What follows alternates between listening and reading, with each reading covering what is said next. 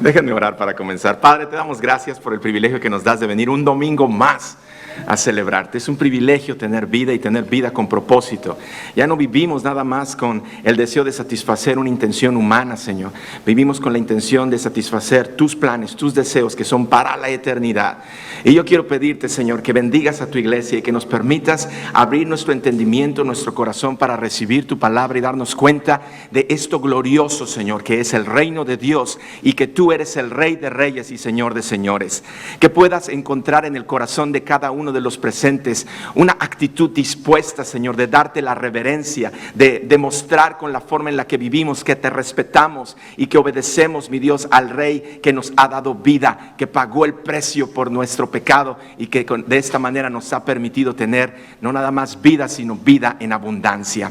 Bendice este tiempo que vamos a pasar compartiendo tu palabra. Permite, Señor, que mi boca hable, mi Dios, esta unción que viene de lo alto para que pueda, mi Dios, hacer en los corazones de los que estamos presentes, mi Dios, el efecto por el cual tú envías tu palabra. Que aclares nuestro entendimiento y que permitas que en humildad reconozcamos lo hermoso que eres. En el nombre de Cristo Jesús. Amén. Amén. Hoy finalizamos la serie de Proverbios 1:2. Bueno, eso era lo que inicialmente tenía planeado. Pero al estar trabajando durante la semana para el mensaje de hoy, me di cuenta que tenía dos opciones. Una era venir y aburrirlos aproximadamente con 1 hora y media de mensaje, lo cual no creo que era lo apropiado. Y la otra era dividir el mensaje en dos. Así que opté por dar la primera parte hoy y el próximo domingo, dar la conclusión y demostrarles qué fue lo que pasó con la película y terminar ahora sí la serie de Proverbios 1:2, lo que debemos creer como cristianos. ¿Lo pueden ustedes creer? Por más de 30 semanas estuvimos sumergidos en la doctrina cristiana. Estuvimos estudiando sobre la Trinidad, sobre la revelación de Dios, sobre la creación, la imagen de Dios, la caída, el pacto que Dios hizo con nosotros, la encarnación, la doctrina de la cruz, la resurrección, la iglesia, la adoración, la mayordomía y hoy el reino de Dios. Y el domingo pasado les hablé que el reino de Dios se manifiesta en dos fases, las cuales van relacionadas con las dos visitas que Jesucristo hace a la tierra. La primera fue para decirnos qué es el reino de Dios. Fue para venir a aclarar, para enseñarnos, para mostrarnos esta hermosa verdad, que el reino de Dios se ha acercado a nosotros, está entre nosotros y que todo aquel que esté dispuesto puede formar parte del reino de Dios. Y la segunda venida va a ser para establecer su reino con poder y autoridad. En la primera fase estudiamos cómo fue que Jesucristo se presentó como este humilde carpintero que vino a servir, que vino a sufrir y que vino a pagar el precio para nuestro rescate. Pero en la segunda venida va a venir como un rey lleno de majestad para reinar con su cetro de autoridad y para pronunciar palabras de poder. ¿Sabes por qué pronunciar palabras de poder? Porque en su primera venida nos dice la Biblia que Él, ante sus acusadores, no abrió su boca, sino que enmudeció. Pero en su segunda venida va a proclamar palabras con poder. Unas para aquellos que fueron fieles y sus palabras de poder les va a dar la entrada al reino de Dios. Y otras palabras de poder para aquellos que no quisieron aceptar, principalmente al diablo y sus demonios, y todos aquellos que en lugar de seguir la doctrina de Cristo, prefirieron seguir la doctrina de los demonios.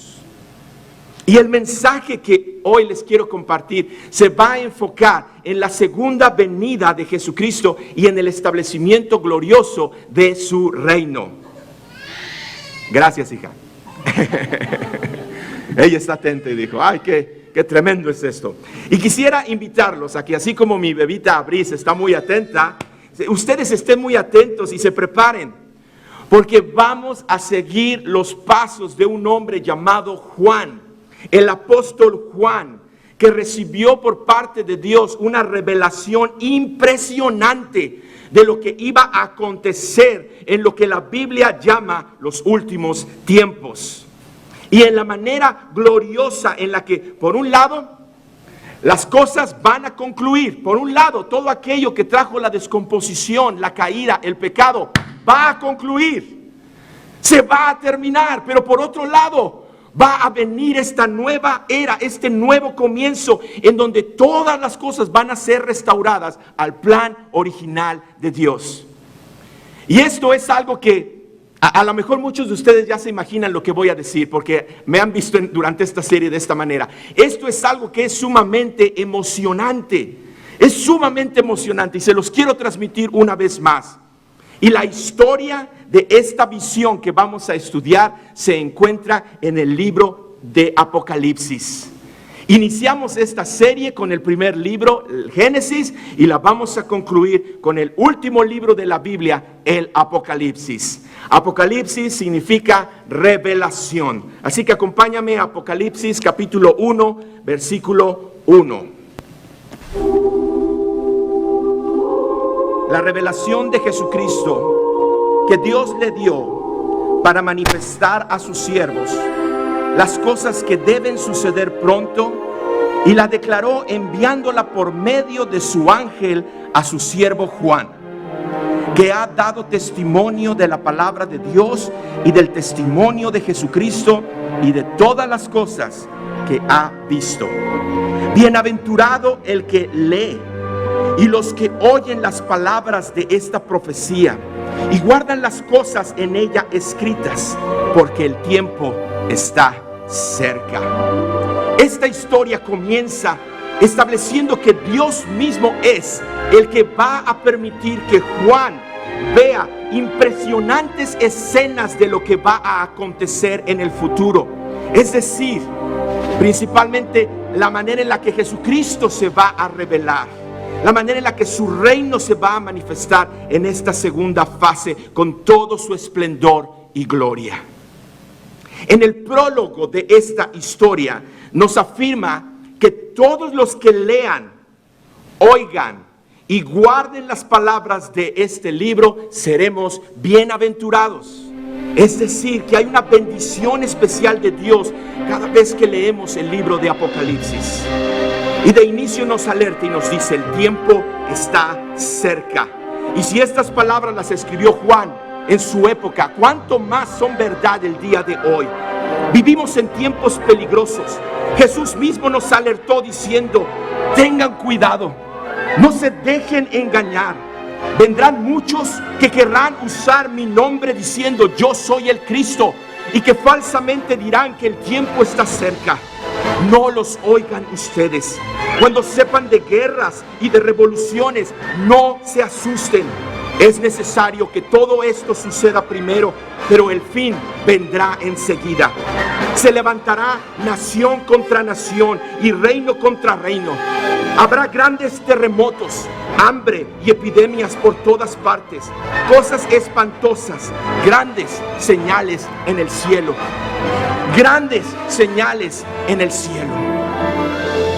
Y dentro de este prólogo escribe Juan lo siguiente: yo, Juan, soy su hermano en Cristo y participo junto con ustedes en los problemas y dificultades de este mundo. Pero por confiar en Él, pertenezco al reino de Dios al igual que todos ustedes. Fui enviado por Dios a la isla de Patmos para anunciar el mensaje de Dios y hablar de Jesucristo. Pero un domingo quedé bajo el poder del Espíritu Santo. Entonces escuché detrás de mí una voz muy fuerte que sonaba como una trompeta. Esa voz me dijo: escribe en un libro lo que ves y envíalo a las 7 iglesias de la provincia de Asia, es decir, a las iglesias de Éfeso, Esmirna, Pérgamo, Tiatira, Sardis, Filadelfia y Laodicea. Cuando me volví para ver quién me hablaba, vi 7 candelabros de oro, y en medio de los candelabros vi a alguien que parecía ser Jesús, el Hijo del Hombre. Vestía una ropa que le llegaba hasta los pies, y a la altura de su pecho llevaba un cinto de oro. Su cabello era tan blanco como la lana y hasta parecía estar cubierto como nieve. Sus ojos parecían llamas de fuego y sus pies brillaban como el bronce que se funde en el fuego y luego se pule. Su voz resonaba como un estruendo de muchas aguas. En su mano derecha tenía 7 estrellas y de su boca salía una espada de doble filo. Y su cara resplandecía como el sol de mediodía. Al verlo, caí a sus pies como muerto, pero él puso su mano derecha sobre mí y me dijo: no tengas miedo, yo soy el primero y el último. Estuve muerto, pero ahora vivo para siempre y tengo el poder sobre la muerte. Escribe lo que has visto, tanto lo que ahora sucede como lo que sucederá después. Yo te explicaré el significado secreto de las 7 estrellas que viste en mi mano y de los 7 candelabros. Las 7 estrellas representan a los ángeles de las 7 iglesias y los 7 candelabros representan las 7 iglesias. Y así llegamos al capítulo 2 y 3 de Apocalipsis. Y nos narra el mensaje que Dios les da a estas 7 iglesias, de las cuales debo de remarcar lo siguiente. Número 1, estas 7 iglesias existieron, fueron lugares reales en el que en su tiempo se congregaron personas reales, no ficticias en ellas.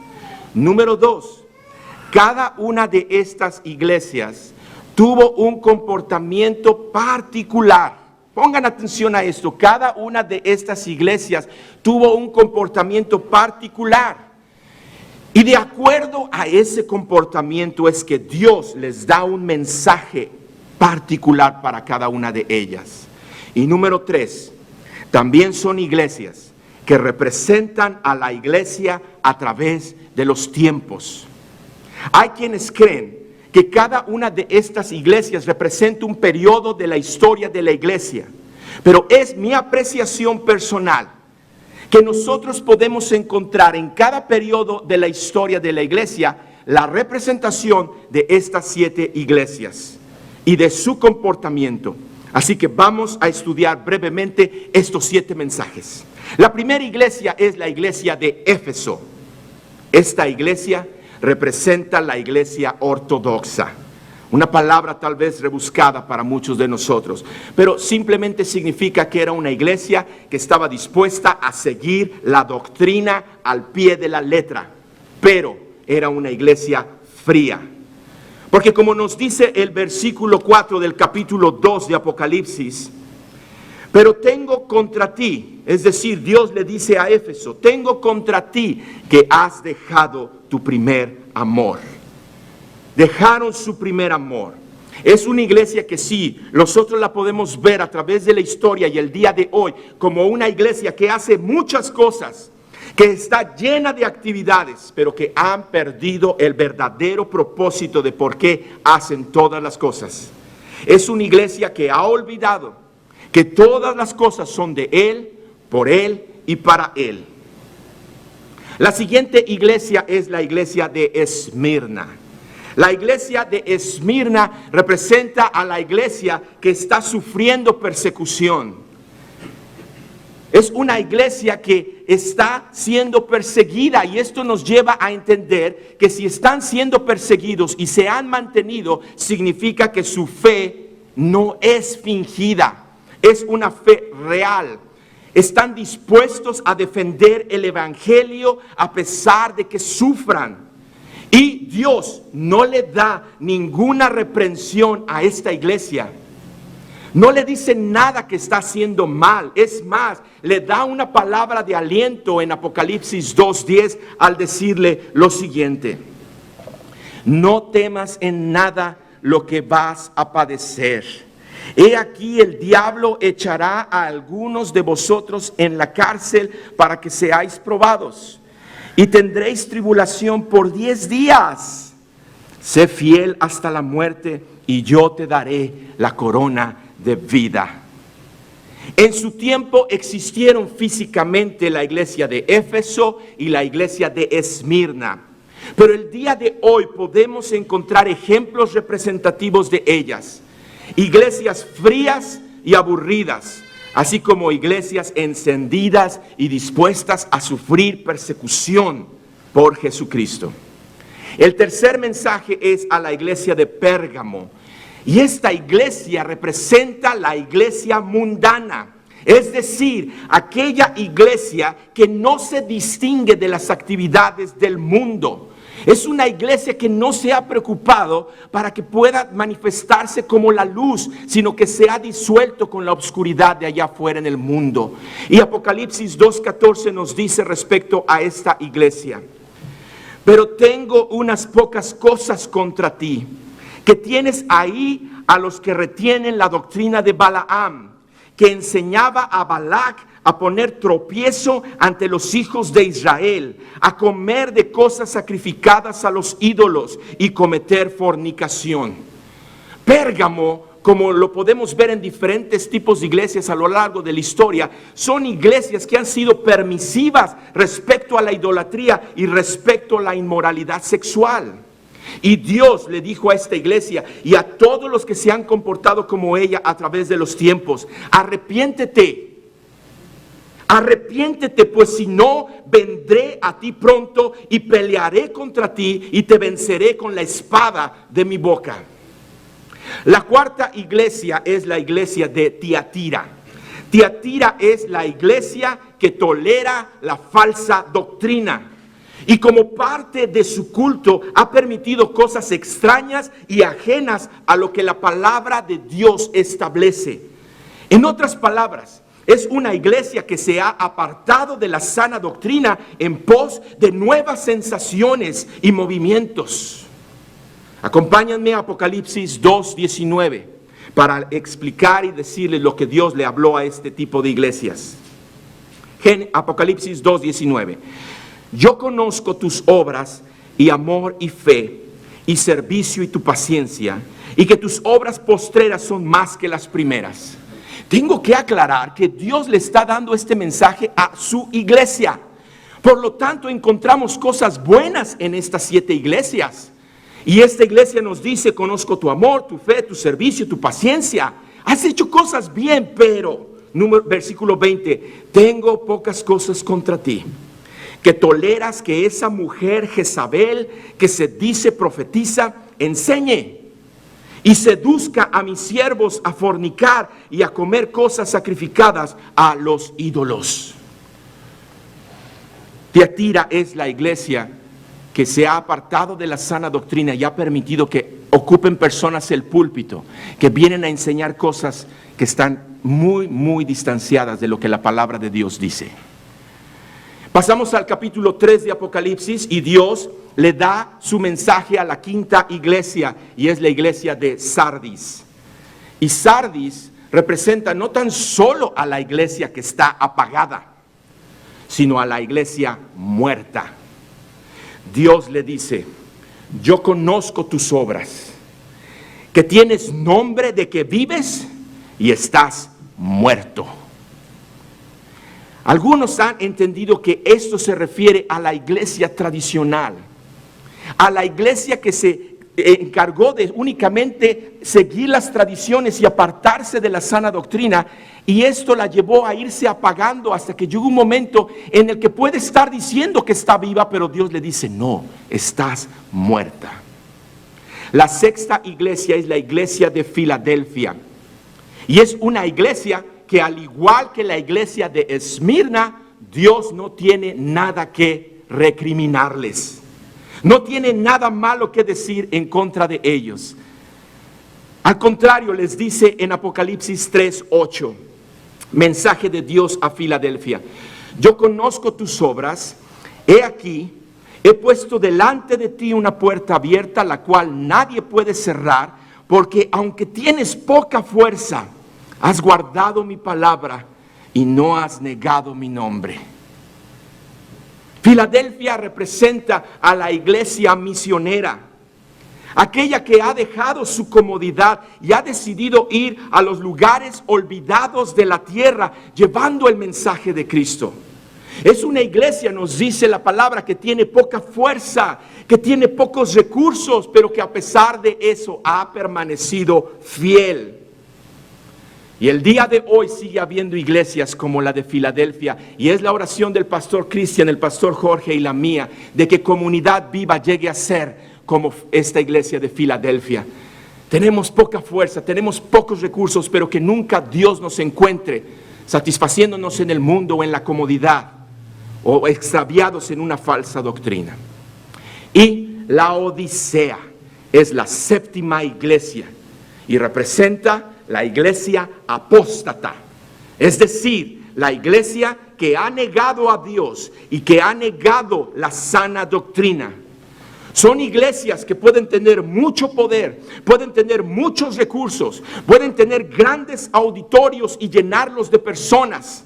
Pero la realidad es que miles de esas personas no son salvas. Es una iglesia que el día de hoy pone más énfasis en la prosperidad económica que en la prosperidad interior.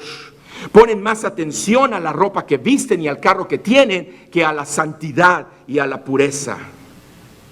Y el mensaje de Dios para este tipo de iglesias es el siguiente, nos lo dice Apocalipsis 3, 15 al 17. Yo conozco tus obras, que ni eres frío ni caliente. Ojalá fueses frío o caliente, pero por cuanto eres tibio y no frío ni caliente, te vomitaré de mi boca. Porque tú dices, yo soy rico y me he enriquecido y de ninguna cosa tengo necesidad, y no sabes que tú eres un desventurado, miserable, pobre, ciego y desnudo. Por tanto, yo te aconsejo que de mí compres oro refinado en fuego para que seas rico, y vestiduras blancas para vestirte y que no se descubra la vergüenza de tu desnudez, y unge tus ojos con colirio para que veas. Pero como el plan de Dios es que nadie perezca, sino que todos procedan al arrepentimiento, a cada una de estas iglesias sí les reprende, pero les da el remedio para corregir su extravío. En la siguiente escena, Juan, dentro de esta espectacular visión que le es revelada por Dios, presencia algo glorioso y nos dice: después de eso vi una puerta abierta en el cielo. Entonces la voz que había escuchado al principio y que resonaba tan fuerte como una trompeta me dijo: acércate, voy a enseñarte lo que va a suceder. En ese mismo instante quedé bajo el poder del Espíritu Santo y vi un trono en el cielo. Sobre el trono estaba alguien que brillaba como un diamante, como un rubí. Alrededor del trono había un arco iris que brillaba como una esmeralda. Había también allí otros 24 tronos, los cuales formaban un círculo, y en ellos estaban sentados los 24 ancianos. Estos ancianos estaban vestidos con ropas blancas y tenían una corona de oro en la cabeza. Del trono salían ruidos, truenos y relámpagos, y delante del trono ardían 7 antorchas, que son los 7 espíritus de Dios. Delante del trono había también algo que era transparente como el cristal y que parecía ser el mar. En el centro del círculo, alrededor del trono, había 4 seres vivientes que tenían ojos en todas partes, por enfrente y por detrás. El primero de ellos parecía un león. El segundo parecía un toro. El tercero parecía un ser humano. Y el cuarto parecía un águila volando. Cada uno de estos seres tenían 6 alas y ojos por todos lados. No dejaban de cantar de día y de noche: Santo, Santo, Santo es el Señor Dios Todopoderoso, que siempre ha vivido, que vive y que pronto vendrá. En el capítulo 5, Juan nos describe su llanto, porque en esta revelación gloriosa que estaba teniendo de Dios, se dio cuenta que en la mano derecha del que estaba sentado en el trono había un libro enrollado. Las hojas del libro estaban escritas por los dos lados, y el libro estaba cerrado con 7 sellos. Y Juan vio un ángel poderoso que preguntaba con voz fuerte: ¿quién tiene la autoridad de romper los sellos y de abrir el rollo? Y al darse cuenta que no había nadie en el universo que pudiera abrir el rollo ni mirar su contenido, nos dice Juan: yo me puse a llorar mucho, porque no había nadie que pudiese hacerlo. Pero uno de los ancianos me dijo: no llores más, que ha salido el vencedor, ha salido el heredero del trono de David, a quien se le llama el León de Judá. Solo él tiene la autoridad de romper los 7 sellos y de abrir el rollo. Entonces vi a un cordero cerca del trono. En el cuerpo llevaba las marcas de haber sido sacrificado. Estaba de pie, rodeado por los 4 seres vivientes y los 24 ancianos. El cordero fue y tomó el libro enrollado que tenía en la mano derecha el que estaba sentado en el trono. Apenas hizo esto, los 4 seres vivientes y los 24 ancianos se arrodillaron delante de él. Cada uno de ellos tenía un arpa y llevaba una copa de incienso, que son las oraciones del pueblo de Dios que han subido a su presencia. Y todos ellos cantaban esta nueva canción: solo tú mereces de tomar el libro y de romper sus sellos, porque fuiste sacrificado y con tu sangre rescataste para Dios a gente de toda raza, idioma, pueblo y nación. Y los has hecho reyes y sacerdotes de nuestro Dios, y juntamente con Jesucristo van a gobernar la tierra. Luego oí el murmullo de millones de ángeles que junto con los 24 ancianos y los 4 seres vivientes decían con voz fuerte: el cordero que fue sacrificado merece recibir el poder y la riqueza, la sabiduría y la fuerza, el honor y la alabanza. Y oí también decir a todos los seres del universo que todos alaben al que está sentado en el trono y también al cordero, que lo llamen maravilloso, espléndido, y que por siempre admiren su poder. Y Juan nos describe esta escena de gloria, de absoluta gloria en la misma presencia de Dios. Tú y yo vivimos en este mundo en donde se nos escapa la gloria, y lo que vemos en lugar son cosas que nos deprimen, nos frustran, nos duelen, nos lastiman. Pero Juan pudo presenciar lo que está pasando en el cielo, y es algo glorioso, porque pudo ver el mismo trono de Dios y el séquito de Dios Padre, de Dios Hijo, el Cordero, y de Dios el Espíritu Santo.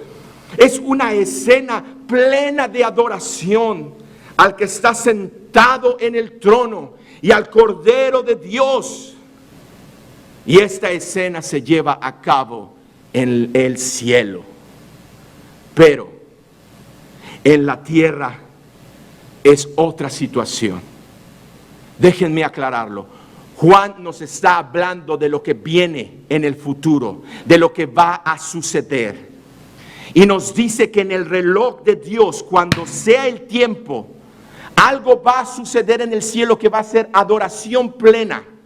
Y mientras en el cielo está esta adoración absoluta, plena, basta, en la tierra nos dice que va a suceder lo que la Biblia describe como dolores de parto, que no es otra cosa más que la preparación para la gran tribulación. Y permítanme interrumpir esta narrativa de Juan para recurrir a las palabras de Jesús que les comunicó a sus discípulos. Palabras de Jesús que les dijo: porque aquellos días serán de tribulación, cual nunca ha habido desde el principio de la creación de Dios hasta este tiempo, y ni la habrá jamás. Y si el Señor no hubiese acortado aquellos días, nadie sería salvo. Mas por causa de los escogidos es que Él decidió acortar estos días.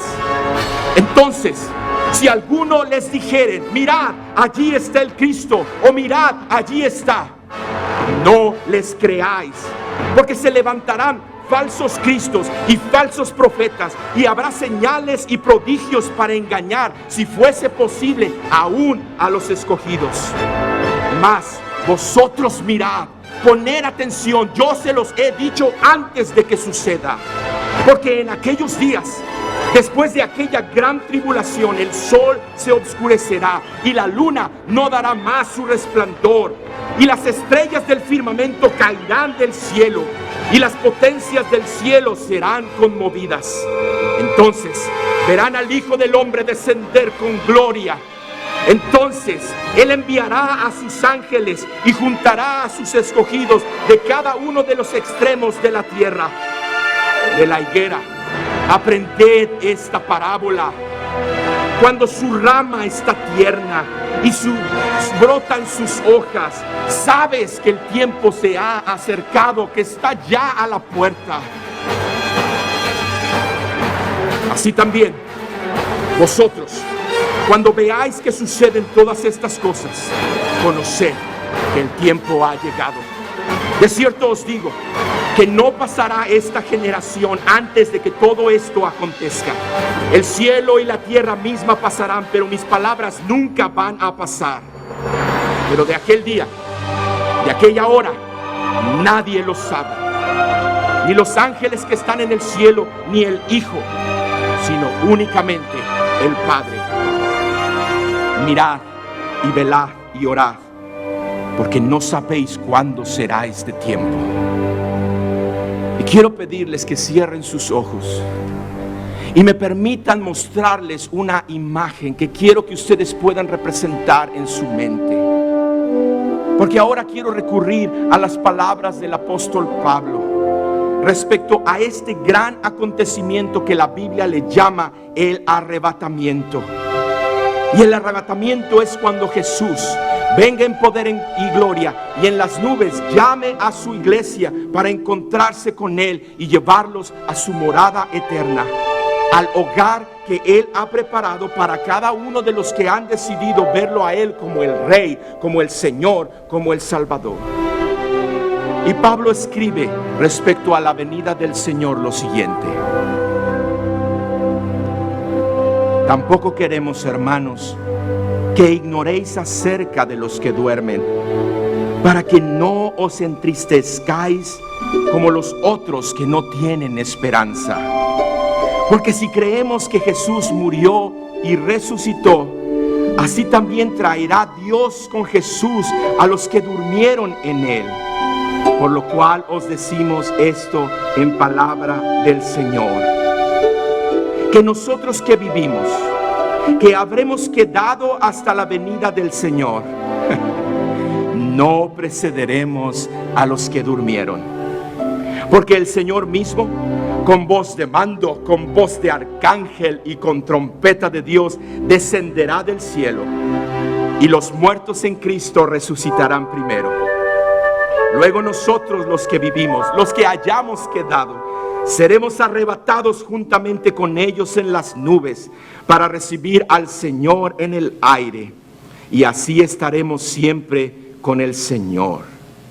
Por tanto, alentaos los unos a los otros con estas palabras: al que está sentado en el trono y al Cordero sea la gloria, la honra, el poder, la alabanza por siempre. Está sentado en el trono y al Cordero de Dios.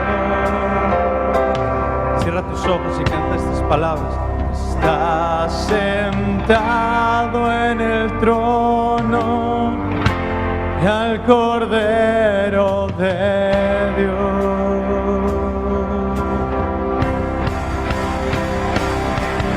La gloria, la honra, el poder, la alabanza por siempre.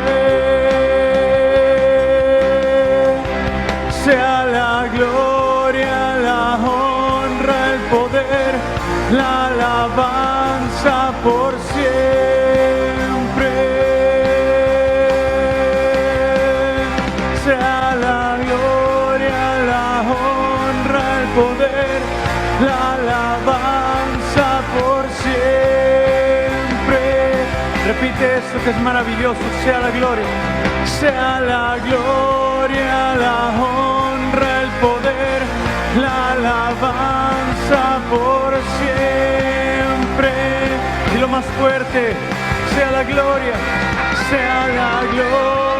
la honra, el poder, la alabanza por siempre. Una vez más, díselo: sea la gloria.